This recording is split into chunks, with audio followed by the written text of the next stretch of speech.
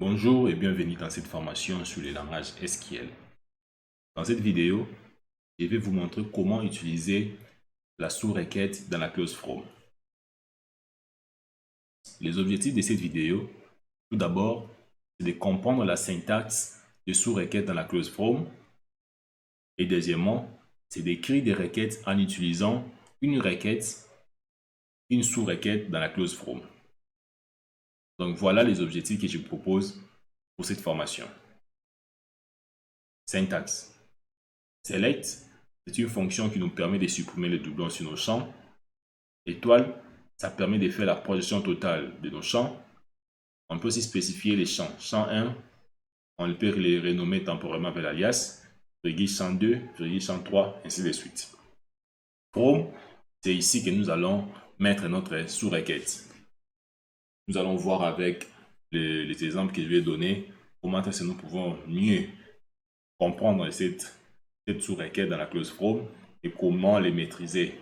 Donc, je vous prie de faire des exercices plusieurs fois, de travailler jusqu'à ce que vous allez maîtriser. Sans plus tarder, nous pouvons aller dans notre interface de travail pour faire quelques exemples. Voilà. On nous demande de récupérer les employés, tous les employés qui ont traité une commande et dont la fonction est égale au commercial. Ce que nous devons faire d'abord, c'est de récupérer d'abord la fonction de tous les employés. From employé. Employé. Where fonction est égale commercial.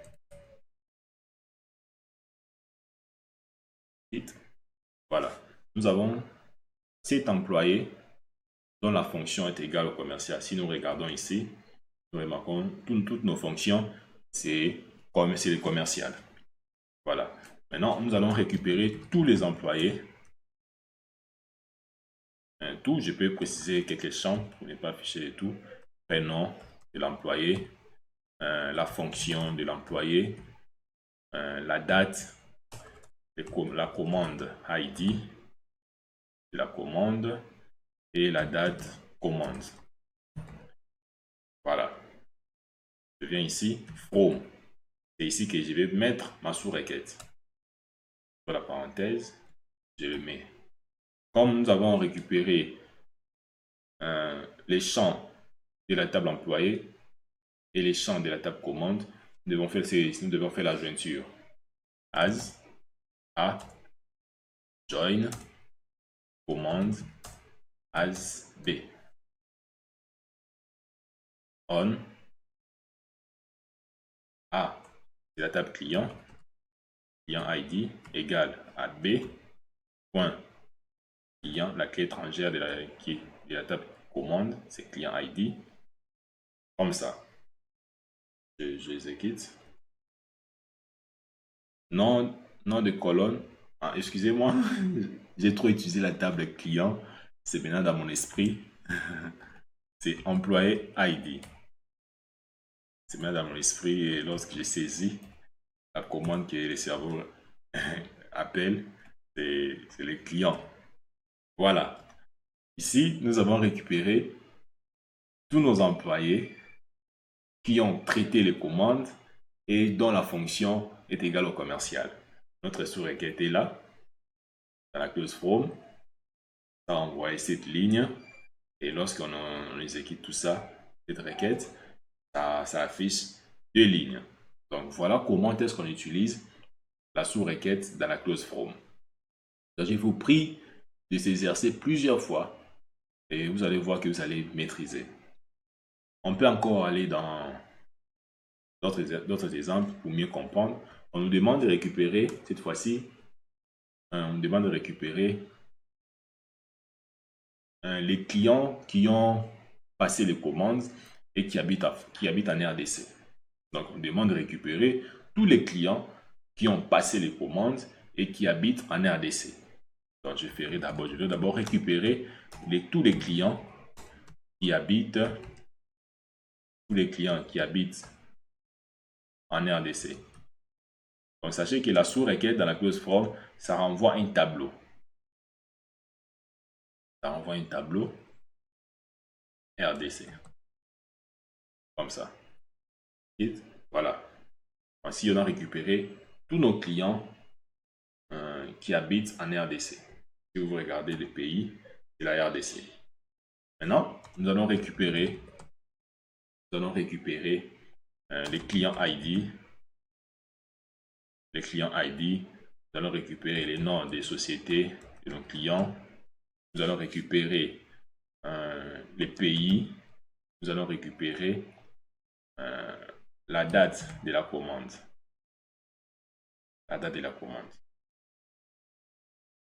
Je viens ici, from, je précise ma sous-requête. La sous-requête dans la clause from envoie un tableau. Il faudrait bien les retenir.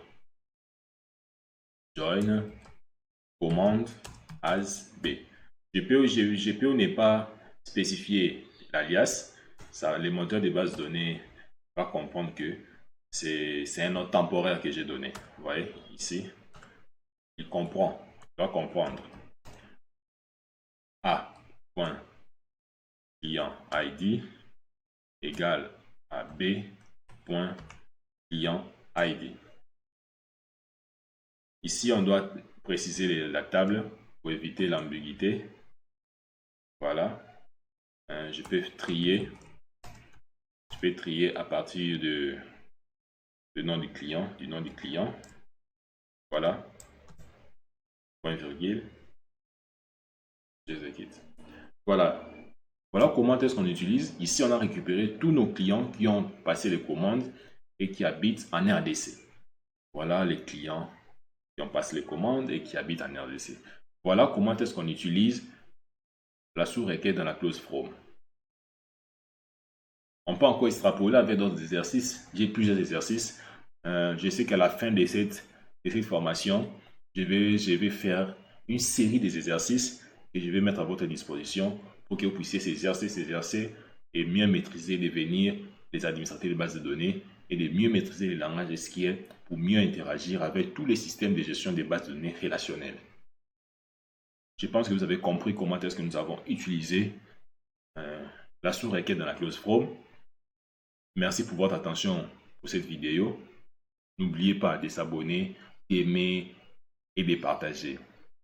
Merci, je vous dis à bientôt pour la suite de la formation.